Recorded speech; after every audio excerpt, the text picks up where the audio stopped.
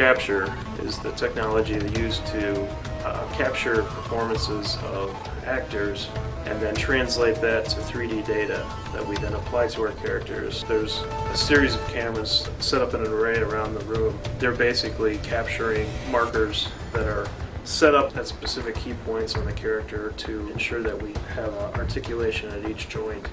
That data is captured with infrared cameras that reflect back the information to the cameras, and then that data is triangulated.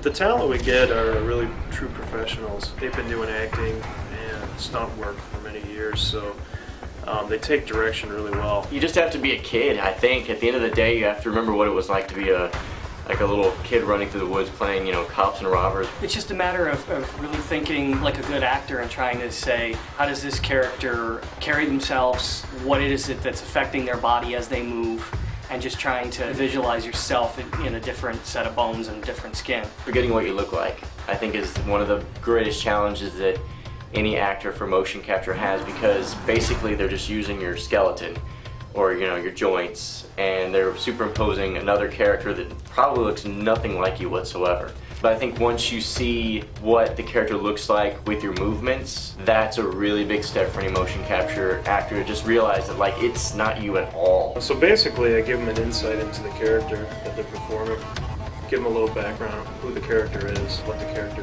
means to the game. And a lot of times we just let talent perform impromptu and kind of freestyle a little bit. So we give them a lot of creative input on how they want to play the character. If I'm lucky, I know kind of what the game is about, what kind of characters I'm looking at before I go into the shoot. And honestly, I sit down and play a lot of video games the night before to try to get just a reference point of, you know, what it would be like to actually swing at these things. Motion capture is basically a tool for the animators to kind of push the limits of the animation. It gives us the fidelity, we get the subtleties of the motion. What we're able to do with it is push it beyond the limits of what a human can do. You know, when you pick up a game today, the movement of it, the acting within the game, the characters themselves move and are so much more developed than characters that had been hand animated just in the computer from games, you know, just even a few years ago. And I think today's gamers really expect to see that next level of real performance. You hear criticism on both sides. You hear, oh, now the performances aren't real performances because it's somebody else's skin on the screen or whatever. I think that the challenges are even tougher for the actor now.